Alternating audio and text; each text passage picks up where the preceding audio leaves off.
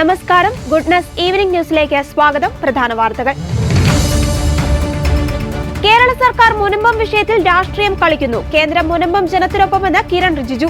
ചേലക്കരയിൽ വിജയം LDF-ന്. പാലക്കാട് പി സരിൻ വന്നത് അനുകൂലമായെന്നും MV ഗോവിന്ദൻ. മണിപ്പൂരിൽ വീണ്ടും സംഘർഷം. 11 കുക്കി വിഘടനവാദികളെ വധിച്ച സൈന്യം. ശത്രുക്കളെ ഇല്ലായ്മ ചെയ്യുവാൻ തീക്കളിയുമായി ഇറാൻ. ഗുരുതര ആരോപണവുമായി അമേരിക്കൻ പൊളിറ്റിക്കൽ സയന്റിസ്റ്റ്. IAS ചേരിപ്പോര്. പ്രശാന്തിനെതിരെ നടപടിയിൽ സന്തോഷമെന്ന് ജെ മേഴ്സിക്കുട്ടിയമ്മ. വാർത്തകൾ വിശദമായി. വഖഫ് ഭൂമി പ്രശ്നത്തിൽ മുനമ്പത്തെ ജനങ്ങൾക്ക് വീട് വിട്ട് ഇറങ്ങിപ്പോകേണ്ടി വരില്ലെന്ന് കേന്ദ്രമന്ത്രി കിരൺ റിജിജു. മുനമ്പത്തെ ജനങ്ങൾക്ക് നീതി കിട്ടിയിരിക്കുമെന്നും കേന്ദ്ര ന്യൂനപക്ഷ ക്ഷേമ മന്ത്രി പറഞ്ഞു. മുനമ്പം വിഷയത്തെ കേന്ദ്രം വളരെ ഗൗരവത്തോടെ കാണുന്നുണ്ട്. കേരള സർക്കാർ വിഷയത്തിൽ രാഷ്ട്രീയം കളിക്കുകയാണ്. ഒരു വിഭാഗത്തിനെതിരെയുള്ള നീക്കമല്ല ഇതെന്നും നീതി ഉറപ്പാക്കുകയാണ് കേന്ദ്ര സർക്കാർ ലക്ഷ്യമിടുന്നതെന്നും അദ്ദേഹം പറഞ്ഞു. മുനമ്പത്തിൽ കിരൺ റിജിജു പറഞ്ഞ മാതിരി അവിടെ ജസ്റ്റിസ് ഞങ്ങൾ നൽകും, കൊടുക്കും. അതിന് ഒരു ഡൗട്ട് ആർക്കും ഉണ്ടാവാൻ പാടില്ല. അത് മുഖ്യമന്ത്രി ഉണ്ടെങ്കിലോ VD സതീശന് ഇല്ലെങ്കിലോ ഇതിന്റെ ജസ്റ്റിസ് അവിടെ കിട്ടും. മുനമ്പം ജനതയെ നിയമം വഴി സംരക്ഷിക്കും. പതിറ്റാണ്ടുകളായി അവിടെ ജീവിക്കുന്ന കർഷകരുടെയും സാധാരണക്കാരുടെയും പാവപ്പെട്ടവരുടെയും അവകാശമാണ് ആ ഭൂമി. അവിടെ നിന്നും അവർക്ക് എങ്ങോട്ട് പോകേണ്ടി വരില്ല. കേന്ദ്ര വഖഫ് ഭേദഗതി നിയമം പാസ്സാകുന്നതോടുകൂടി അവർക്ക് അവരുടെ ഭൂമി സ്വന്തമായി ലഭിക്കുന്ന സാഹചര്യം ഉണ്ടാകും. നിയമം വഴിയല്ലാതെ മറ്റൊരു തരത്തിലും ഇത്തരം വിഷയങ്ങൾക്ക് പരിഹാരമുണ്ടാക്കാൻ കഴിയില്ല. ഒറ്റപ്പെട്ട സംഭവങ്ങളല്ല ഇത് രാജ്യത്തെമ്പാടുമുള്ളതാണ്. അതിന് നിയമനിർമ്മാണം ആവശ്യമാണ്. ആ നിയമമാണ് സർക്കാർ കൊണ്ടുവരുന്നത്. വരുന്ന പാർലമെന്റ് സമ്മേളനത്തിൽ ഈ നിയമം പാസ്സാകുമെന്നും അതുവഴി മുനമ്പം ജനത പൂർണ്ണ സംരക്ഷിതരാകുമെന്നും കേന്ദ്രമന്ത്രി കിരൺ റിജിജു പറഞ്ഞു. VD സതീശനുണ്ടായാലും പിണറായി വിജയനുണ്ടായാലും കേന്ദ്രം മുനമ്പത്തിനെ നീതി ഉറപ്പാക്കുമെന്ന് രാജീവ് ചന്ദ്രശേഖർ വ്യക്തമാക്കി. ഇത്രയും കാലം കൈവശം വെച്ചിരിക്കുന്ന ഭൂമിയിൽ നിന്ന് ഇറങ്ങാൻ ആർക്ക് പറയാനാകുമെന്നും രാജീവ് ചന്ദ്രശേഖർ ചോദിച്ചു. മുനമ്പം ഭൂപ്രശ്നത്തിൽ കേന്ദ്ര ഇടപെടൽ ആവശ്യപ്പെട്ട് കേന്ദ്രമന്ത്രിയെ കണ്ട രാജീവ് ചന്ദ്രശേഖറും ഷോൺ ജോർജും നിവേദനം കൈമാറി. വഖഫ് ബോർഡിന്റെ അനധികൃത ഭൂമി കയ്യേറ്റത്തിനെതിരെ നൽകിയ പരാതികൾ പരിഹരിക്കപ്പെടുമെന്ന് കിരൺ റിജിജു നേരത്തെ ഉറപ്പു നൽകിയിരുന്നു. സീറോ മലബാർ സഭ, കേരള കാത്തലിക് ബിഷപ്പ് കൗൺസിൽ തുടങ്ങിയ പ്രമുഖ ക്രിസ്ത്യൻ സംഘടനകളാണ് പരാതിയുമായി സംയുക്ത പാർലമെന്ററി കമ്മിറ്റിയെ സമീപിച്ചത്. സീറോ മലബാർ സഭയും KCBCയും എക്സിൽ എഴുതിയ കത്തുകൾ പങ്കുവച്ച കിരൺ റിജിജു അവരുടെ പരാതികൾ പരിഹരിക്കുമെന്ന് ഉറപ്പ് നൽകിയിരുന്നു. On behalf of the community there, the local church and the village community have met me and explained to me details. Our senior leader Rajiv Chandrasekhar also accompanied with him. We had a detailed discussion and I have assured him and also asked him to convey to the farmers and the other members, concerned people in Kerala, that government has taken very serious view of this particular matter. There are other similar cases like this, but since this matter has come directly to me, I have assured him that we will not let this land belonging to the poor farmers to be forcibly and illegally taken over by the Waqf board. Such important matters must be addressed with all seriousness. The government is very serious, and the very purpose of bringing the Waqf Amendment Bill is to ensure that such unfortunate and injustice is not meted out to the poor people. It is not question of Muslim, Christians, Hindus or any other religious group. We are not targeting any religious group, but we are doing everything to ensure justice. So Munambam case is a very clear-cut case. I'm once again giving this assurance to the people of Kerala and especially the poor farmers, the concerned people, not to live under tension. Exalogic CMRൽ ഇടപാട് സംബന്ധിച്ച അന്വേഷണം റദ്ദാക്കണമെന്ന ഹർജിയിൽ സത്യവാങ്മൂലം file ചെയ്യുവാൻ SFIOയ്ക്ക് 10 ദിവസത്തെ സമയം അനുവദിച്ച ഡൽഹി ഹൈക്കോടതി. കേസ് അന്തമായി നീട്ടിക്കൊണ്ടു പോകരുതെന്നും CMRൽ ആവശ്യപ്പെട്ടു. SFIO അന്വേഷണത്തിനെതിരെ CMRൽ നൽകിയ ഹർജിയിൽ ഡിസംബർ 4-നാണ് അന്തിമവാദം. മാസപ്പടി കേസിൽ മറുപടി സത്യവാങ്മൂലം സമർപ്പിക്കാൻ SFIOയ്ക്ക് 10 ദിവസം സമയം അനുവദിച്ചു. അന്വേഷണം റദ്ദാക്കണമെന്നാവശ്യപ്പെട്ട് CMRL നൽകിയ ഹർജി പരിഗണിക്കുന്നത് ഡൽഹി ഹൈക്കോടതി ഡിസംബർ 4 മാറ്റി. അതേസമയം ഹർജിയിൽ തീരുമാനമുടൻ ഉണ്ടാകണമെന്ന് CMRL ഡൽഹി ഹൈക്കോടതിയിൽ ആവശ്യപ്പെട്ടു. കേസിൽ തീർപ്പുണ്ടാകുന്നതുവരെ അന്തിമ റിപ്പോർട്ട് ഫയൽ ചെയ്യാൻ SFIOയെ അനുവദിക്കരുതെന്ന് CMRL ഹൈക്കോടതിയിൽ ആവശ്യപ്പെട്ടു. അന്വേഷണവുമായി മുന്നോട്ടു പോകാൻ SFIOയ്ക്ക് ഡൽഹി ഹൈക്കോടതി നേരത്തെ അനുമതി നൽകിയിരുന്നു. ഇതിന്റെ അടിസ്ഥാനത്തിൽ CMRL director board അംഗങ്ങളുടെയും Veena Vijayan ഉൾപ്പെടെ ഇടപാടുമായി ബന്ധപ്പെട്ട പലരുടെയും മൊഴി SFIO ഉദ്യോഗസ്ഥർ രേഖപ്പെടുത്തിയിരുന്നു. ഹർജി ഇന്ന് പരിഗണനയ്ക്ക് എടുത്തപ്പോഴാണ് ഇക്കാര്യത്തിൽ തീരുമാനം വൈകരുതെന്ന് CMRL കോടതിയിൽ ആവശ്യപ്പെട്ടത്. എന്നാൽ മറുപടി സത്യവാങ്മൂലം ഫയൽ ചെയ്യാൻ 10 ദിവസത്തെ സമയം കൂടി വേണമെന്ന SFIOയ്ക്ക് വേണ്ടി ഹാജരായ additional solicitor general Chetan Sharma കോടതിയിൽ ആവശ്യപ്പെട്ടു. മറുപടി സത്യവാങ്മൂലം ഫയൽ ചെയ്യുന്നതിനെ എതിർക്കുന്നില്ലെങ്കിലും കേസിൽ അന്തിമ റിപ്പോർട്ട് ഫയൽ ചെയ്യുന്നതിൽ നിന്ന് SFIOയെ വിലക്കിയിട്ടുണ്ടെന്ന് CMRL ഹൈക്കോടതിയെ അറിയിച്ചു. തുടർന്നാണ് മറുപടി സത്യവാങ്മൂലം ഫയൽ ചെയ്യാൻ 10 ദിവസത്തെ സമയം കോടതി SFIOയ്ക്ക് അനുവദിച്ചത്. ഇരുഭാഗത്തോടും വാദം എഴുതി നൽകാനും ഹൈക്കോടതി നിർദ്ദേശിച്ചു. ഡൽഹി ഹൈക്കോടതിയിൽ ജസ്റ്റിസ് സുബ്രഹ്മണ്യം പ്രസാദാണ് CMRLന്റെ ഹർജി നേരത്തെ പരിഗണിച്ചിരുന്നത്. ഇന്ന് ഹർജി ലിസ്റ്റ് ചെയ്തിരുന്നത് ജസ്റ്റിസ് ചന്ദ്രധാരി സിംഗിന്റെ ബെഞ്ചിന് മുമ്പാകെയാണ്. കേസിലെ പരാതിക്കാരനായ അഭിഭാഷകൻ ഷോൺ ജോർജും ഇന്ന് ഡൽഹി ഹൈക്കോടതിയിൽ ഹാജരായി. കേരള ഹൈക്കോടതിയിൽ ഉൾപ്പെടെ ഈ ഇടപാടുമായി ബന്ധപ്പെട്ട് 4 ഹർജികൾ ഉണ്ടായിരുന്നുവെന്നും അതിൽ 3 എണ്ണത്തിൽ തീർപ്പായെന്നും ഷോൺ ജോർജിന്റെ അഭിഭാഷകൻ ഷിനു ജെ പിള്ള കോടതിയിൽ ചൂണ്ടിക്കാട്ടി. ചേലക്കരയിൽ വിജയം ആവർത്തിക്കുമെന്ന് CPIM സംസ്ഥാന സെക്രട്ടറി MV ഗോവിന്ദൻ. കോൺഗ്രസിൽ നിന്നും CPIMലെത്തിയ P സരിന്റെ സ്ഥാനാർത്ഥിത്വം പാലക്കാട് പാർട്ടിക്ക് അനുകൂലമായ രാഷ്ട്രീയ സാഹചര്യമാണ് ഉണ്ടാക്കിയത്.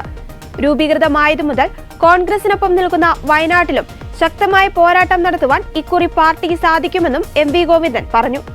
വൻ ഭൂരിപക്ഷത്തോടെ ഇടതുപക്ഷ സ്ഥാനാർത്ഥി UR പ്രദീപ് ചേലക്കരയിൽ വിജയിക്കുമെന്നും MV ഗോവിന്ദൻ പറഞ്ഞു. വയനാട് മണ്ഡലത്തിൽ ശക്തമായ പോരാട്ടമാണ് നടത്തിയിട്ടുള്ളത്. അതിന്റെ മുന്നേറ്റം സൃഷ്ടിക്കാൻ സാധിക്കുമെന്നാണ് പ്രതീക്ഷ.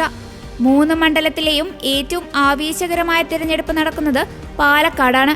പാലക്കാട് LDF കഴിഞ്ഞ തിരഞ്ഞെടുപ്പിന്റെ അനുഭവത്തിൽ 3ാം സ്ഥാനത്താണെങ്കിലും P സരിൻ സ്ഥാനാർത്ഥിയായി വന്നതു മുതൽ പാലക്കാട് LDF അനുകൂല അന്തരീക്ഷമാണ് ഉണ്ടായത്. സ്വതന്ത്ര സ്ഥാനാർത്ഥിയായ P സരിൻ മികച്ച ഭൂരിപക്ഷത്തിൽ വിജയിക്കുമെന്നാണ് പ്രതീക്ഷ. പാലക്കാട് കഴിഞ്ഞ തവണ കോൺഗ്രസിന് ലഭിച്ച വോട്ട് ഇത്തവണ കിട്ടില്ല. BJP കഴിഞ്ഞ വർഷം മെട്രോമാൻ E ശ്രീധരനെയാണ് മത്സരിപ്പിച്ചത്. അന്ന് കിട്ടിയ വോട്ടൊന്നും BJPക്ക് ഇത്തവണ കിട്ടാൻ പോകുന്നില്ല. മതനിരപേക്ഷ ഉള്ളടക്കത്തോടെയുള്ള ചില വോട്ടുകൾ ഷാഫിക്ക് ലഭിച്ചിരുന്നു. അത് ഇക്കുറി രാഹുലിന് ലഭിക്കില്ല. ഈ തെരഞ്ഞെടുപ്പ് കേരള രാഷ്ട്രീയത്തിന്റെ ഗതി മാറ്റുന്ന തെരഞ്ഞെടുപ്പാകും. ചേലക്കരയിൽ പതിറ്റാണ്ടുകളായി ഇടതുപക്ഷം വിജയിച്ചു വരുന്ന മണ്ഡലമാണ്. കോൺഗ്രസിന് രാഷ്ട്രീയമില്ല. 4 വോട്ട് കിട്ടാൻ വേണ്ടി സ്വത്ത് രാഷ്ട്രീയത്തെ കൂട്ടുപിടിക്കുകയാണ് കോൺഗ്രസ്. അതിശക്തമായ ജാതി വികാരം ഉണ്ടാക്കാൻ തനി ഫ്യൂഡൽ ജീർണതയുടെ പ്രതിനിധികളായാണ് അവർ പെരുമാറുന്നത്. ചേലക്കരയിലെ ജനങ്ങൾക്ക് നല്ല രാഷ്ട്രീയ ബോധമുണ്ട്. ജാതി പറഞ്ഞ് വോട്ട് ചോദിച്ചിട്ട് കാര്യമില്ലെന്നും MV ഗോവിന്ദൻ പറഞ്ഞു. അവിടെ കഴിഞ്ഞ പ്രാവശ്യം കോൺഗ്രസിന് കിട്ടിയിട്ടുള്ള വോട്ട് ഈ പ്രാവശ്യം അവിടെ ലഭിക്കില്ല. കഴിഞ്ഞ പ്രാവശ്യം BJPക്ക് കിട്ടിയിട്ടുള്ള, BJP എന്ന് പറയുമ്പോൾ നമുക്കെല്ലാം അറിയുന്ന മെട്രോമാൻ എന്ന അർത്ഥത്തിൽ വലിയ അംഗീകാരമുള്ള സ്ഥാനാർത്ഥിയായിട്ടാണ് E ശ്രീധരനെ അവരെ അവതരിപ്പിച്ചിരുന്നത്. ആ വോട്ടൊന്നും ഇപ്രാവശ്യം BJPക്ക് കിട്ടാൻ പോകുന്നില്ല. മതനിരപേക്ഷ ഉള്ളടക്കത്തോടു കൂടിയുള്ള ധാരണയോട് ചില വോട്ടുകൾ കഴിഞ്ഞ പ്രാവശ്യം ഷാഫി പറമ്പിലിന് കിട്ടിയിരുന്നു. അതിപ്പോഴും രാഹുൽ മാക്കൂട്ടത്തിന് കിട്ടാൻ പോകുന്നില്ല. ഇടതുപക്ഷ ജനാധിപത്യ മുന്നണിക്ക് അനുകൂലമായ ഒരു വിധിയെഴുത്തായിരിക്കും അവിടെയും ഉണ്ടാവാൻ പോകുന്നത്. ആ അർത്ഥത്തിൽ ഈ തെരഞ്ഞെടുപ്പ് കേരള രാഷ്ട്രീയത്തിൻ്റെ ഗതിമാറ്റത്തിൽ വളരെ പ്രധാനപ്പെട്ട പങ്കുവഹിക്കുന്ന ഒന്നായി മാറും എന്നാണ് തെരഞ്ഞെടുപ്പിനെ സംബന്ധിച്ച് പറയാനുള്ളത്. വലിയ ആവേശത്തിലാണ് ജനങ്ങളും വോട്ടർമാരും ചേലക്കരയും പാലക്കാടും അതുപോലെ വയനാടും ഒക്കെ ഉള്ളത്. ഇടതുപക്ഷ ശക്തികൾക്ക് പാർലമെൻറ്റ് തെരഞ്ഞെടുപ്പിൻ്റെ ഭാഗമായിട്ടുണ്ടായ പരാജയത്തിൽ നിന്ന് വലിയ മുന്നേറ്റം കുറിക്കാൻ സാധിച്ചിട്ടുണ്ട് ഈ തെരഞ്ഞെടുപ്പിൻ്റെ ഭാഗമായിട്ട് എന്നാണ് എനിക്ക് അനുഭവപ്പെട്ടത്. ഒരു പിരിമുറുക്കുമില്ല. ഒരു തരത്തിലുള്ള പിരിമുറുക്കവും ചേലക്കരയില്ല. ചേലക്കര പതിറ്റാണ്ടാളായി ഞങ്ങൾ ജയിച്ചുകൊണ്ടിരിക്കുകയാണ്. യു ആർ പ്രദീപൻ നല്ല രീതിയിലുള്ള മുന്നേറ്റം സൃഷ്ടിച്ചുകൊണ്ട് വലിയ ഭൂരിപക്ഷത്തിന് അവിടെ ജയിക്കും എന്നുള്ളതാണ് സത്യം. പക്ഷേ പാലക്കാട് സർക്കാരിന്റെ ഒരു വിലയിരുത്തലായി തെരഞ്ഞെടുപ്പിന് നമുക്ക് കാണാൻ കഴിയുമോ? സംസ്ഥാന സർക്കാരിന്റെ ഒരു വിലയിരുത്തലായി മാറുമോ? അല്ല, പാർലമെന്റ് തെരഞ്ഞെടുപ്പിന് എങ്ങനെയാണ് സംസ്ഥാന തെരഞ്ഞെടുപ്പുമായി ബന്ധപ്പെടുത്തുക? രണ്ടെണ്ണല്ലേ ഉള്ളൂ. അതൊന്ന് കോൺഗ്രസ് ജയിച്ചതാണ്, ഒന്ന് ഞങ്ങൾ ജയിച്ചതാണ്. 99 സീറ്റുള്ളതാണ് ഇടതുപക്ഷ ജനാധിപത്യത്തിനുള്ള സ്ഥിതി. പിന്നെ എന്ത് വിലയിരുത്തലാം? ആരെങ്കിലും പറഞ്ഞോട്ടെ, ഞാൻ പറയുന്നതല്ല ഞാൻ പറയുന്നത്. എന്ത് വിലയിരുത്തലാന്നാണ് ഞാൻ ചോദിക്കുന്നത്. എന്താണ് വിലയിരുത്തേണ്ടതെന്നാണ് ഞാൻ ചോദിക്കുന്നത്. അത് എന്താ അതിനെ എങ്ങനെയാണ് നിങ്ങൾ ഉദ്ദേശിക്കുന്നത്? പല ഇടതുപക്ഷ ജനാധിപത്യ ഞാൻ പറഞ്ഞല്ലോ, പല ഇടതുപക്ഷ ജനാധിപത്യത്തിലേക്ക് അനുകൂലമായിരിക്കുന്നു. പാലക്കാട് കഴിഞ്ഞ പ്രാവശ്യം നമ്മൾ 3ാം സ്ഥാനത്തായിരുന്നു. ഇപ്രാവശ്യം നമ്മൾ ജയിക്കാൻ പോവാണ്. അതുപോലെ തന്നെ ചേലക്കരയും ജയിക്കാൻ പോവാണ്. പിന്നെ എന്ത് വിലയിരുത്തൽ എന്നാ പറയുന്നത്? വിലയിരുത്തലാന്ന് പറയുന്ന അർത്ഥം എന്താ? ഈ ഗവൺമെന്റിന് അതിശക്തിയായ പിന്തുണയാണെന്നല്ലേ? അതാണ് വിലയിരുത്താൻ പോണ്ട. ഇപ്പോൾ തൽക്കാലം ഞാൻ പറഞ്ഞ ഇതാണ്, കേരളത്തിലെ ഇടതുപക്ഷ ജനാധിപത്യ മുന്നണിക്ക് വലിയ പിന്തുണയായി ഈ രാഷ്ട്രീയ പോരാട്ടത്തിലെ തെരഞ്ഞെടുപ്പ് മാറും എന്നാണ്. വെറുതെ ആവശ്യമില്ലാണ്ട് ഇങ്ങനെ ഈ ചോദിച്ചുകൊണ്ടിരിക്കുന്നത് സ്ഥിരമായൊരു ചോദ്യമായി. ഇത് വിലയിരുത്തലാവും, അത് വിലയിരുത്തലാവും, ഇത് കേന്ദ്ര ഗവൺമെന്റിന് വിലയിരുത്തലാവും, ഇത് സംസ്ഥാന ഗവൺമെന്റിന് വിലയിരുത്തലാവും. യഥാർത്ഥത്തിൽ ഇടതുപക്ഷ ജനാധിപത്യ മുന്നണിക്ക് അനുകൂലമാണ് കേരളം.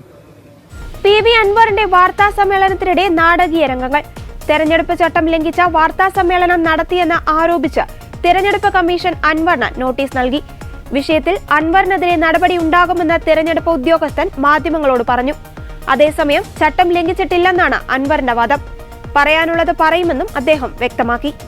മുഖ്യമന്ത്രി പിണറായി വിജയന് വേണ്ടിയാണ് പോലീസ് തന്റെ വാർത്താ സമ്മേളനം തടയുന്നതെന്നും അദ്ദേഹം പറഞ്ഞു. വാർത്താ സമ്മേളനം തുടരുന്നതിനിടെ PV അൻവറിനോട് ഇത് നിർത്താൻ തെരഞ്ഞെടുപ്പ് ഉദ്യോഗസ്ഥർ പറഞ്ഞു. എന്നാൽ ഉദ്യോഗസ്ഥരോട് അൻവർ തർക്കിച്ചു. തുടർന്ന് അൻവറിനെ നോട്ടീസ് നൽകിയ ശേഷം ഉദ്യോഗസ്ഥർ മടങ്ങി. എന്തിനാണ് പിണറായി ഭയക്കുന്നതെന്ന് അൻവർ വാർത്താ സമ്മേളനത്തിൽ ചോദിച്ചു. ഇന്ന് പ്രചരണം നടത്തരുതെന്ന് ചട്ടം പറയുന്നില്ല. കോൺഗ്രസിൽ നിന്ന് വന്ന ഏതൊരു അലവലാതിയുമായി എന്തിനാണ് ഏറ്റുമുട്ടാൻ നിൽക്കുന്നത്? തെരഞ്ഞെടുപ്പ് സ്ലിപ്പ് കവറിലാക്കി നൽകുന്നു. കവറിൽ പണം കൂടി വെച്ചാണ് കോളനികളിൽ സ്ലിപ്പ് നൽകുന്നത്. മദ്യവും പണവും ഒഴുക്കി വോട്ട് പിടിക്കുകയാണ് LDF എന്നും അൻവർ ആരോപിച്ചു. ഉപതെരഞ്ഞെടുപ്പിൽ ഒരു സ്ഥാനാർത്ഥിക്ക് 40 ലക്ഷം രൂപയാണ് ചെലവഴിക്കാവുന്ന പരമാവധി തുക. എന്നാൽ 3 മുന്നണികളും കൂടി 36 കോടി രൂപയാണ് ചേലക്കരയിൽ ചെലവഴിച്ചത്. ഈ മണ്ഡലത്തിൽ ആരും ജയിക്കില്ല. തങ്ങൾ കോടതിയിൽ പോകും. ബൂത്ത് തിരിച്ച് ഓരോ പാർട്ടിയും ചെലവാക്കിയ തുകയുടെ കണക്ക് തന്റെ കയ്യിലുണ്ടെന്നും അൻവർ പറഞ്ഞു. എന്തിനാണ് പിണറായി ഭയപ്പെടുത്തുന്നത് എന്നറിയില്ല. രാവിലെ തന്നെ പോലീസ് വന്ന സ്റ്റാഫിനെയും ഹോട്ടലുകാരെയും ഭീഷണിപ്പെടുത്തുന്നു. ഒരു തെരഞ്ഞെടുപ്പ് ചട്ടലംഘനവും ഇവിടെ നടത്തുന്നില്ല. ഞങ്ങളെ സംബന്ധിച്ച് ഇവിടെ പ്രവർത്തിക്കാൻ ആളുകൾ കുറവാണ് എന്നത് വസ്തുതയാണ്. 98 MLA-മാരും മുഖ്യമന്ത്രിയും ഒരു ഭാഗത്ത്, പ്രതിപക്ഷ നേതാവും 40 MLA-യും മറുഭാഗത്ത്, സുരേഷ് ഗോപിയും കേന്ദ്രമന്ത്രിമാരും വേറൊരു ഭാഗത്ത്. 20-ലധികം FIR-കൾ ഇതിനോടകം ഇട്ടുകഴിഞ്ഞുവെന്നും അൻവർ പറഞ്ഞു. മണിപ്പൂരിൽ വീണ്ടും സംഘർഷം. സൈനികരും കുക്കി വിഘടനവാദികളും തമ്മിലുണ്ടായ ഏറ്റുമുട്ടലിൽ 11 വിഘടനവാദികളെ വധിച്ചു. മണിപ്പൂരിലെ ജിരിബാമിൽ CRPF പോസ്റ്റിന് നേരെ ആക്രമണം നടത്തിയവരെയാണ് വധിച്ചത്. CRPF പോസ്റ്റിന് നേരെ ആക്രമണം ഉണ്ടായതോടെ സൈന്യം തിരിച്ചടിക്കുകയായിരുന്നു. ഏറ്റുമുട്ടലിൽ 2 ജവാന്മാർക്കും പരിക്കേറ്റിട്ടുണ്ട്. ജിരിബാം ജില്ലയിലെ പോലീസ് സ്റ്റേഷനടുത്തായി സംഘർഷത്തിൽ കുടിയിറക്കപ്പെട്ടവരുടെ ക്യാമ്പുകളും ഉണ്ട്. ഈ ക്യാമ്പും കൂടിയായിരിക്കാം ആയുധധാരികളുടെ ലക്ഷ്യമെന്ന് സൈന്യം സംശയിക്കുന്നുണ്ട്. ഇതിനു മുൻപും ഈ സ്റ്റേഷനെ കുക്കികൾ ആക്രമിക്കാൻ ശ്രമിച്ചിട്ടുണ്ട്. ആയുധധാരികൾ വന്നത് ഓട്ടോറിക്ഷയിലാണെന്നാണ് പോലീസ് സംശയിക്കുന്നത്. സ്റ്റേഷൻ ആക്രമിച്ചതിന് ശേഷം ആയുധധാരികൾ തൊട്ടടുത്ത് വീടുകളുള്ള പ്രദേശത്തേക്ക് നീങ്ങുകയും അവയ്ക്ക് തീയിടാൻ തുടങ്ങുകയും ചെയ്തു. അതോടെ സൈന്യവുമായി വെടിവെപ്പുണ്ടായി. ഇതിലാണ് 11 ആയുധധാരികൾ മരിച്ചത്. കഴിഞ്ഞയാഴ്ച ജിരിബാം ജില്ലയിൽ വീണ്ടും അക്രമം പൊട്ടിപ്പുറപ്പെട്ടതോടെ പ്രദേശത്ത് സംഘർഷാവസ്ഥ നിലനിന്നിരുന്നു. ഹമർ ഗോത്രവർഗത്തിൽപ്പെട്ട ഒരു സ്ത്രീയെ മെയ്തേയ് കലാപകാരികൾ കൊലപ്പെടുത്തിയതോടെയാണ് തുടക്കം. ശേഷം മെയ്തേയ് സമുദായത്തിൽപ്പെട്ട ഒരു സ്ത്രീയെ കുക്കി വിഭാഗം വെടിവെച്ച് കൊന്നിരുന്നു. ഇതോടെയാണ് പ്രദേശം വീണ്ടും ഭീതിയുടെ മുൾമുനയിലായത്. അതേസമയം തിങ്കളാഴ്ച രാവിലെ ഇംഫാൽ ഈസ്റ്റ് ജില്ലയിൽ കർഷകനെ വെടിവെപ്പിൽ പരിക്കേറ്റു. ആയുധങ്ങളുമായി എത്തിയ ഒരു വിഭാഗം പേരാണ് കുന്നിൻ മുകളിൽ നിന്ന് കർഷകനെ നേരെ വെടിയുതിർത്തത്. ഇംഫാൽ താഴ്വരയിലെ വയലുകളിൽ ജോലി ചെയ്യുന്ന കർഷകർക്ക് നേരെ മലനിരകൾ കേന്ദ്രീകരിച്ച് ആക്രമണം തുടരുകയാണ്. ഇത് 3-ാം ദിവസമാണ് ഇത്തരത്തിൽ മലമുകളിൽ നിന്ന് വെടിവയ്പുണ്ടാകുന്നത്. ശനിയാഴ്ച ചുരാചന്ദ്പൂർ ജില്ലയിലെ കുന്നിൻ മുകളിൽ നിന്ന് ഭീകരസംഘടന നടത്തിയ വെടിവയ്പിൽ ബിഷ്ണുപൂർ സൈറ്റണിലെ നെൽവയലിൽ ജോലി ചെയ്യുകയായിരുന്ന കർഷകൻ കൊല്ലപ്പെട്ടിരുന്നു. ഇംഫാൽ ഈസ്റ്റ് ജില്ലയിലെ സനസാബി, സാബുഗോക്ക്, ഗുനു, തംന പോക്പി പ്രദേശങ്ങളിലും സമാനമായ ആക്രമണങ്ങൾ ഞായറാഴ്ച ആരംഭിച്ചിട്ടുണ്ട്. സന്ദർശക വിസ നിയമങ്ങൾ കർശനമാക്കി കാനഡ. നിലവിൽ കാനഡ നൽകി വരുന്ന 10 വർഷത്തെ മൾട്ടിപ്പിൾ എൻട്രി വിസയുടെ ഓട്ടോമാറ്റിക് ഇഷ്യൂ റദ്ദാക്കും. അപേക്ഷകരുടെ വ്യക്തിവിവരങ്ങൾ കൂടുതൽ കർശനമായി പരിശോധിച്ചായിരിക്കും ഇനി മൾട്ടിപ്പിൾ സിംഗിൾ എൻട്രി വിസ നൽകുക. ഇന്ത്യ ഉൾപ്പെടെ 13 രാജ്യങ്ങളിലെ വിദ്യാർത്ഥികൾക്കുള്ള SDS വിസ സംവിധാനമാണ് നിർത്തലാക്കിയത്. വിദ്യാർത്ഥികൾക്കുള്ള ഫാസ്റ്റ് ട്രാക്ക് വിസ സംവിധാനം കഴിഞ്ഞ ദിവസം കാനഡ അവസാനിപ്പിച്ചിരുന്നു. ഒരു രാജ്യത്തിനും പ്രത്യേക പരിഗണന നൽകാനാവില്ലെന്നാണ് കാനഡയുടെ ന്യായം. ചൈന, ഇന്ത്യ, മൊറോക്കോ, പാകിസ്ഥാൻ തുടങ്ങി 14 രാജ്യങ്ങളിൽ നിന്നുള്ള വിദ്യാർത്ഥികൾക്കുള്ള വിസ അപേക്ഷാ പ്രക്രിയ ലളിതമാക്കുക എന്ന ലക്ഷ്യത്തോടെ immigration, refugees and citizenship Canada 2018 പദ്ധതി ആരംഭിച്ചത്. India, Antigua, Barbuda, Brazil, China, Colombia, Costa Rica, Morocco, Pakistan, Peru, Philippines, Senegal, Saint Vincent and Grenadines, Trinidad and Tobago, Vietnam എന്നിവിടങ്ങളിലെ വിദ്യാർത്ഥികൾക്കായിരുന്നു പദ്ധതി പ്രയോജനപ്പെട്ടിരുന്നത്. അതിനിടെ കാനഡയിലെ ബ്രാംപ്ടണിലുള്ള ത്രിവേണി കമ്മ്യൂണിറ്റി സെന്ററിൽ ഇന്ത്യൻ കോൺസുലേറ്റ് നടത്താനിരുന്ന സർട്ടിഫിക്കറ്റ് വിതരണ ചടങ്ങ് സുരക്ഷാ കാരണങ്ങളാൽ മാറ്റിവെച്ചു. ഖലിസ്ഥാൻ വിഘടനവാദികളുടെ ഭീഷണിയുള്ളതിനാലാണ് ചടങ്ങ് മാറ്റിയത്. ഹിന്ദു, സിഖ് വിഭാഗക്കാർക്കായി നവംബർ 17-നാണ് സർട്ടിഫിക്കറ്റുകൾ പുതുക്കുന്നതിന് ക്യാമ്പ് നടത്താൻ തീരുമാനിച്ചത്. ആക്രമണത്തിന് സാധ്യതയുള്ളതിനാൽ ക്യാമ്പ് മാറ്റിവെക്കുകയാണെന്നാണ് ബ്രാംപ്ടൺ ത്രിവേണി കമ്മ്യൂണിറ്റി സെന്റർ അധികൃതരുടെ വിശദീകരണം. പോലീസ് മതിയായ സുരക്ഷ ഒരുക്കണമെന്നും അവർ അഭ്യർത്ഥിച്ചു. നവംബർ 3-ന് ക്ഷേത്രത്തിൽ നടന്ന ക്യാമ്പിലേക്ക് ഖലിസ്ഥാനി സംഘടനയിലുള്ളവർ നടത്തിയ മാർച്ച് സംഘർഷത്തിൽ കലാശിച്ചിരുന്നു. ക്ഷേത്രത്തിനു മുന്നിൽ നിൽക്കുന്നവരെ വടികൊണ്ട് മർദ്ദിക്കുന്ന വീഡിയോ വ്യാപകമായി പ്രചരിച്ചു. പ്രധാനമന്ത്രി നരേന്ദ്രമോദി സംഭവത്തെ ശക്തമായി അപലപിച്ചിരുന്നു. എല്ലാവർക്കും അവരവരുടെ മതങ്ങളിൽ വിശ്വസിക്കാനുള്ള അവകാശമുണ്ടെന്നായിരുന്നു കനേഡിയൻ പ്രധാനമന്ത്രി ജസ്റ്റിൻ ട്രൂഡോയുടെ പ്രതികരണം. പശ്ചിമേഷ്യയിൽ യുദ്ധഭീതി അയവില്ലാതെ തുടരുന്നതിനിടെ ഇറാനെതിരെ ഗുരുതര ആരോപണവുമായി അമേരിക്കൻ പൊളിറ്റിക്കൽ സയന്റിസ്റ്റായ മാത്യു ലെവിറ്റ്. ഇറാൻ രാസായുധങ്ങൾ വികസിപ്പിച്ചതായി അദ്ദേഹം ബിസിനസ് ഇൻസൈഡറിനോട് പറഞ്ഞു. സൈനികരെയും സാധാരണക്കാരെയും ഒരുപോലെ ഇല്ലാതാക്കുവാൻ ശേഷിയുള്ള ശക്തമായ പദാർത്ഥങ്ങളായ ഫെന്റനൈൽ പോലെയുള്ള സിന്തറ്റിക് ഒപ്പിയോയിഡുകൾ ഉപയോഗിച്ചാണ് ഇറാൻ രാസായുധങ്ങൾ വികസിപ്പിച്ചതെന്നും മാത്യു ലെവിറ്റ് മുന്നറിയിപ്പ് നൽകി. ഗ്രനേഡുകളിലോ പീരങ്കികളിലോ വിന്യസിച്ചാൽ ആൾനാശം ഉറപ്പാണെന്നാണ് മാത്യു ലെവിറ്റ് പറയുന്നത്. ഫെന്റനൈൽ പോലെയുള്ള ഒപ്പിയോയിഡുകൾ, ആനിമൽ ട്രാൻക്വിലൈസറുകൾ എന്നിവയ്ക്ക് നിയമാനുസൃതമായ മെഡിക്കൽ ഉപയോഗങ്ങൾ ഉണ്ടാകാം. എന്നാൽ ഇവ ദുരുപയോഗം ചെയ്താൽ ഗുരുതരമായ രോഗങ്ങളോ മരണമോ പോലും സംഭവിക്കാം. ഒരാളെ കൊലപ്പെടുത്തണോ അതോ അബോധാവസ്ഥയിലേക്ക് തള്ളിവിടണോ എന്നത് ഇത്തരം രാസവസ്തുക്കളുടെ അളവിനെ ആശ്രയിച്ചിരിക്കും. അതിനാൽ ഇസ്രായേൽ സൈനികരെയും സാധാരണക്കാരെയും തട്ടിക്കൊണ്ടുപോകാൻ ഹിസ്ബുള്ളയും ഹമാസും പോലെയുള്ള ഗ്രൂപ്പുകൾക്ക് ഇറാൻ ഇത്തരം രാസായുധങ്ങൾ കൈമാറാൻ സാധ്യത കൂടുതലാണെന്ന് മാത്യു ലെവിറ്റ് പറയുന്നു. രാസായുധമായി ഉപയോഗിച്ചാൽ നിരവധി പേർ കൂട്ടത്തോടെ കൊല്ലപ്പെടാൻ കാരണമാകുന്ന രാസവസ്തുവാണ് ഫെന്റനൈൽ. ഇരയുടെ കേന്ദ്ര നാഡീവ്യൂഹത്തെയാണ് ഇത്തരം രാസവസ്തുക്കൾ ബാധിക്കുന്നതെന്ന് മാത്യു ലെവിറ്റ് പറഞ്ഞു. ഒരിക്കൽ ശ്വസിച്ചാൽ ഇരകൾക്ക് പൂർണ്ണബോധം നഷ്ടപ്പെടുകയും അബോധാവസ്ഥയിലുള്ള ഇരകളെ ബന്ദികളാക്കാനും കഴിയും. 1980-കളിലെ ഇറാൻ ഇറാഖ് യുദ്ധസമയത്ത് ഇറാനെതിരെ ഇറാഖ് മസ്റ്റാർഡ് ഗ്യാസ് പോലെയുള്ള രാസായുധങ്ങൾ പ്രയോഗിച്ചിരുന്നതായി അദ്ദേഹം വ്യക്തമാക്കി. അന്ന് ഇറാൻ രാസായുധത്തിന്റെ ഇരയായിരുന്നു. 10 ലക്ഷത്തോളം ആളുകളാണ് അന്ന് ഇറാനിൽ മരിച്ചു വീണതെന്നും മാത്യു ലെവിറ്റ് ചൂണ്ടിക്കാട്ടി. യുവനടിയെ ബലാത്സംഗം ചെയ്തെന്ന കേസിൽ നടൻ സിദ്ദിഖിന്റെ താൽക്കാലിക ജാമ്യം തുടരും. തൊണ്ടവേദനയായതിനാൽ കേസിലെ വാദം അടുത്തയാഴ്ചത്തേക്ക് മാറ്റണമെന്ന സിദ്ദിഖിന്റെ അഭിഭാഷകൻ മുഗൾ രോഹത്ഗിയുടെ വാദം അംഗീകരിച്ച ബെഞ്ച് മുൻകൂർ ജാമ്യാപേക്ഷ അടുത്തയാഴ്ച പരിഗണിക്കാനായി മാറ്റുകയായിരുന്നു. സിദ്ദിഖിന്റെ ജാമ്യം അനുവദിക്കരുതെന്നും അദ്ദേഹം അന്വേഷണത്തോട് സഹകരിക്കുന്നില്ലെന്നും കേരള സർക്കാർ കോടതിയിൽ ആവർത്തിച്ചു. യുവനടിയെ ബലാത്സംഗം ചെയ്തെന്ന കേസിൽ സംസ്ഥാന സർക്കാരിനു വേണ്ടി രഞ്ജിത് കുമാർ, സ്റ്റാൻഡിംഗ് കൗൺസിൽ നിഷ രാജൻ ശങ്കർ എന്നിവർ ഹാജരായി. താൽക്കാലിക ജാമ്യത്തിലുള്ള സിദ്ദിഖ് അന്വേഷണത്തോട് സഹകരിക്കുന്നുണ്ടോ എന്ന് ബെഞ്ച് സർക്കാരിനോട് ചോദിച്ചു. 2 തവണ ഹാജരായെങ്കിലും ചോദ്യങ്ങൾക്ക് മറുപടി നൽകുന്നില്ലെന്നായിരുന്നു കേരള സർക്കാരിന്റെ മറുപടി. അന്വേഷണ സംഘം ഉന്നയിക്കുന്ന ചോദ്യങ്ങൾ അപ്രസക്തമാണെന്ന സ്ഥിര മറുപടിയാണ് സിദ്ദിഖ് നൽകുന്നതെന്നും സർക്കാർ അറിയിച്ചു. പ്രസക്തമായത് ഏതാണെന്ന് പ്രതിയല്ല തീരുമാനിക്കേണ്ടതെന്നും സർക്കാർ ചൂണ്ടിക്കാട്ടി. യുവനടിയെ ബലാത്സംഗം ചെയ്തെന്ന കേസിൽ ഫോണും മറ്റും നൽകാതെ സിദ്ദിഖ് അന്വേഷണത്തോട് സഹകരിക്കുന്നില്ലെന്ന് അന്വേഷണ സംഘം കോടതിയെ അറിയിച്ചു. സിദ്ദിഖ് 2016 ഉപയോഗിച്ച ഐഫോണും ലാപ്ടോപ്പും പ്രത്യേക അന്വേഷണ സംഘം തുടർച്ചയായി ആവശ്യപ്പെടുന്നെന്നും അവ കയ്യിൽ ഇല്ലെന്ന് പലവട്ടം വ്യക്തമാക്കിയതാണെന്നും സിദ്ദിഖിന്റെ അഭിഭാഷകൻ ചൂണ്ടിക്കാട്ടി. കേസിൽ അന്വേഷണ ഉദ്യോഗസ്ഥർ തനിക്കെതിരെ പുതിയ കഥകൾ മെനയുകയാണെന്നും പോലീസ് പുലർത്തേണ്ട നിഷ്പക്ഷതയുടെ പരിധി വിട്ടാണ് പെരുമാറ്റമെന്നും ചൂണ്ടിക്കാട്ടി സിദ്ദിഖ് സുപ്രീം കോടതിയിൽ ഇന്നലെ പുതിയ സത്യവാങ്മൂലം നൽകിയിരുന്നു. അതിലും പഴയ ഫോൺ തന്റെ പക്കലില്ലെന്ന് സിദ്ദിഖ് ചൂണ്ടിക്കാട്ടിയിരുന്നു. സംഭവം നടന്നതായി പറയുന്ന 8.5 വർഷം മുൻപ് ഉപയോഗിച്ചിരുന്ന ഫോൺ തന്റെ പക്കലില്ല. 2016 അതിനുശേഷമോ ഉപയോഗിച്ചിരുന്ന ഫോൺ അതിജീവിതയും ഹാജരാക്കിയിട്ടില്ല.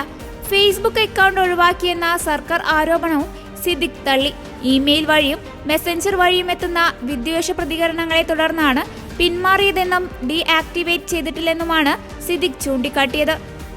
IAS ചേരിപ്പോര് വിവാദത്തിൽ N പ്രശാന്തിനെ നേരത്തെ സസ്പെൻഡ് ചെയ്യേണ്ടതായിരുന്നുവെന്നും നടപടിയിൽ വളരെ സന്തോഷമെന്നും CPM നേതാവും മുൻ മന്ത്രിയുമായ J. മേഴ്സിക്കുട്ടിയമ്മ. സർക്കാർ നടപടി നാടിന്റെ രക്ഷയ്ക്ക് വേണ്ടിയുള്ളതാണ്. ഏതുദ്യോഗസ്ഥരും തെറ്റായി നീങ്ങിയാൽ നടപടിയുണ്ടാകും. വിശദീകരണം ചോദിച്ചില്ലെന്ന പ്രശാന്തിന്റെ വാദം തെറ്റാണെന്നും വിശദീകരണം ചോദിക്കാനാണ് സസ്പെൻഷനെന്നും മേഴ്സിക്കുട്ടിയമ്മ പറഞ്ഞു.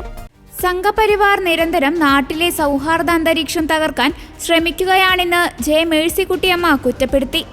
സംഘപരിവാറിന് പിന്നാലെ നമ്മൾ ബഹുമാനിക്കുന്നവർ പോകുന്നത് ഉത്കണ്ഠപ്പെടുത്തുന്നു. മതത്തിന്റെ അടിസ്ഥാനത്തിൽ ഗ്രൂപ്പ് ഉണ്ടാക്കിയത് ആദ്യത്തെ സംഭവമാണ്. കേരളീയ സമൂഹത്തെ വിഭജിക്കാനുള്ള RSS അജണ്ടയിൽ കേരളത്തിലെ മധ്യവർഗം വീണുകൊടുക്കുന്നു. ഇക്കാര്യത്തിൽ സർക്കാർ നടപടി കൃത്യമാണ്. ഏത് ഉയർന്ന ഉദ്യോഗസ്ഥനും പൊതുധാരയിൽ നിന്നും വ്യത്യസ്തമായി നീങ്ങിയാൽ നടപടി നേരിടേണ്ടി വരും. മുനമ്പം വിഷയം ഇങ്ങനെ വ്യാഖ്യാനിക്കുന്നത് എന്തിനാണെന്നും മേഴ്സിക്കുട്ടിയമ്മ ചോദിച്ചു. സംസ്ഥാന സർക്കാർ ആരെയും ഇറക്കിവിടില്ലെന്ന് ഉറപ്പു നൽകിയതാണ്. തെരഞ്ഞെടുപ്പിനെ ബന്ധിപ്പിച്ച് ഇത് പറയുന്നത് ഏതറ്റം വരെ എത്തിയെന്നതിനെ തെളിവാണ്. വകുപ്പ് മന്ത്രി ആരെയും വർഗീയപരമായി പറഞ്ഞില്ല. മന്ത്രിയുടെ പ്രസ്താവന ദുർവ്യാഖ്യാനം ചെയ്തത് ആസൂത്രിതമായാണ്. വിഭജനത്തിനുള്ള RSS അജണ്ടയാണിതെന്നും മേഴ്സിക്കുട്ടിയമ്മ പറഞ്ഞു. അതിനിടെ IAS തലപ്പത്തെ ചേരിപ്പോരിലും മല്ലു ഹിന്ദു വാട്സപ്പ് വിവാദത്തിൽ വ്യവസായ ഡയറക്ടർ K. ഗോപാലകൃഷ്ണനെയും കൃഷിവകുപ്പ് സ്പെഷ്യൽ സെക്രട്ടറി N. പ്രശാന്തിനെയും സസ്പെൻഡ് ചെയ്തു. മല്ലു ഹിന്ദു വാട്സപ്പ് ഗ്രൂപ്പ് വിവാദത്തിലാണ് K. ഗോപാലകൃഷ്ണനെതിരെ നടപടി. Additional chief secretary doctor S. ജയതിലകിനെതിരായ പരസ്യ അധിക്ഷേപത്തിലാണ് A. പ്രശാന്തിനെതിരായ അച്ചടക്ക നടപടി. വൻ വിവാദങ്ങൾക്കൊടുവിലാണ് ഗോപാലകൃഷ്ണനെയും പ്രശാന്തിനുമെതിരായ നടപടി വന്നിരിക്കുന്നത്. ഏറെ സന്തോഷമാണുള്ളത്. കാരണം ഇയാളെ എന്നേ സസ്പെൻഡ് ചെയ്യേണ്ടതായിരുന്നു. ഇപ്പോഴെങ്കിലും നടന്നു എന്നുള്ളത് സന്തോഷമാണ്. പ്രത്യേകിച്ച് പുതുതായിട്ടൊന്നും പറയാനില്ല. കാരണം നമ്മുടെ മാനദണ്ഡങ്ങളുണ്ടല്ലോ IAS ഉദ്യോഗസ്ഥർക്കെല്ലാം. ഇതൊന്നും ആർക്കും ബാധകമല്ല എന്ന് വെച്ചാൽ പിന്നെ ഗവൺമെൻറ് മറ്റേ മാർഗമില്ലല്ലോ. അതാണിപ്പോൾ സംഭവിച്ചത്. ഇല്ല, അങ്ങനെയല്ല കാണേണ്ടത്. കേരളത്തിൽ 2 പേരും ഒന്നിച്ച് സസ്പെൻഡ് ചെയ്ത അപൂർവമാണെന്ന് പറയുമ്പോൾ ഒന്നിച്ച് സസ്പെൻഷൻ ഇടയായ സാഹചര്യവും അപൂർവമാണ്. ഇങ്ങനെയൊരു സംഗതി ഇപ്പോൾ ഏതെങ്കിലും ഒരു ഉദ്യോഗസ്ഥൻ മതത്തിൻ്റെ അടിസ്ഥാനത്തിൽ ഗ്രൂപ്പ് ഉണ്ടാക്കിയ കേരളത്തിൽ അനുഭവം ഉണ്ടോ? അത് ആദ്യത്തെ സംഭവമല്ല. അങ്ങനെയല്ല അതിനെ കാണേണ്ടത്. പക്ഷേ ആ ഗ്രൂപ്പ് ഉണ്ടാക്കി എന്ന് പറയുമ്പോൾ ഞങ്ങളതിനെ കാണുന്നത് ഇതൊരു ഉദ്യോഗസ്ഥൻ്റെത് മാത്രമായ പ്രശ്നമല്ല. നമ്മുടെ കേരളീയ സമൂഹത്തെ എങ്ങനെയാണ് വർഗീയമായി വിഭജിക്കാൻ കഴിയുക എന്ന ആ അശ്രാന്ത പരിശ്രമത്തിലാണ് സംഘപരിവാർ. ഈ സംഘപരിവാറിൻ്റെ കെണിയിൽ വീണുകൊടുക്കുന്നു ഈ മധ്യവർഗ വിഭാഗങ്ങൾ എന്നതാണ് അതിൻ്റെ പ്രശ്നം. പ്രകടന പത്രികയിൽ വാഗ്ദാനം ചെയ്ത 5 ഗ്യാരണ്ടികൾ നടപ്പാക്കിയതിനാൽ സംസ്ഥാനം കടുത്ത സാമ്പത്തിക ഞെരുക്കം അനുഭവിക്കുന്നുണ്ടെന്ന് കർണാടക മുഖ്യമന്ത്രി സിദ്ധരാമയ്യ. എന്നാൽ പദ്ധതികൾ 5 വർഷത്തേക്ക് നിർത്തില്ലെന്നും തുടരുമെന്നും അദ്ദേഹം വ്യക്തമാക്കി. കോൺഗ്രസ് അധ്യക്ഷൻ മല്ലികാർജുൻ ഖാർഗെ നടപ്പാക്കാൻ കഴിയുന്ന വാഗ്ദാനം നൽകണമെന്ന് കഴിഞ്ഞ ദിവസം പാർട്ടിയുടെ സംസ്ഥാന ഘടകങ്ങളോട് ആവശ്യപ്പെട്ടിരുന്നു. 2024-25 ബജറ്റിൽ വികസന പ്രവർത്തനങ്ങൾക്കായി 1.20 ലക്ഷം കോടി വകയിരുത്തി. അതിൽ 56,000 കോടി രൂപ ഗ്യാരണ്ടിക്കും 60,000 കോടിയിലധികം വികസന പ്രവർത്തനങ്ങൾക്കുമാണ് മാറ്റിവെച്ചത്. ഗ്യാരണ്ടി പദ്ധതികൾ സ്വാഭാവികമായും സംസ്ഥാന ഖജനാവിനെ ഭാരമാകും. പക്ഷേ ഞങ്ങൾ വികസന പ്രവർത്തനങ്ങൾ നിർത്തില്ലെന്നും എല്ലാ ചെലവുകളും വഹിക്കുമെന്നും സിദ്ധരാമയ്യ ദേശീയ മാധ്യമമായ ഇന്ത്യ ടുഡേക്ക് നൽകിയ അഭിമുഖത്തിൽ പറഞ്ഞു. ഉറപ്പുകൾ നടപ്പാക്കിയാൽ കർണാടക സർക്കാർ പാപ്പരാകുമെന്നും വികസന പ്രവർത്തനങ്ങൾക്ക് പണമുണ്ടാകില്ലെന്നും നരേന്ദ്രമോദി രാജസ്ഥാനിൽ പ്രസ്താവന നടത്തി. 2023 മെയ്യിൽ ഞങ്ങൾ അധികാരത്തിൽ വന്നു. എല്ലാ ഗ്യാരണ്ടി സ്കീമുകളും പൂർണ്ണമായി നടപ്പാക്കിയെന്നും സിദ്ധരാമയ്യ വ്യക്തമാക്കി. ഖാർഗെയുടെ പ്രസ്താവന തെറ്റായി വ്യാഖ്യാനിക്കപ്പെട്ടുവെന്നും സിദ്ധരാമയ്യ പറഞ്ഞു. കോൺഗ്രസ് ഭരിക്കുന്ന ഹിമാചൽ പ്രദേശിലെയും തെലങ്കാനയിലെയും സർക്കാരുകൾക്ക് ക്ഷേമ പദ്ധതികൾ നടപ്പാക്കുന്നത് മൂലം ഉദ്യോഗസ്ഥർക്ക് ശമ്പളം നൽകാൻ കഴിയുന്നില്ലെന്ന BJPയുടെ ആരോപണവും അദ്ദേഹം തള്ളി. ഇതോടെ ഗുഡ്നസ് ഈവനിംഗ് ന്യൂസ് ഇവിടെ പൂർണ്ണമാകുന്നു. കൂടുതൽ വാർത്താ അപ്ഡേറ്റുകൾക്കായി ഗുഡ്നസ് ന്യൂസ് ചാനൽ സന്ദർശിക്കുക. നന്ദി.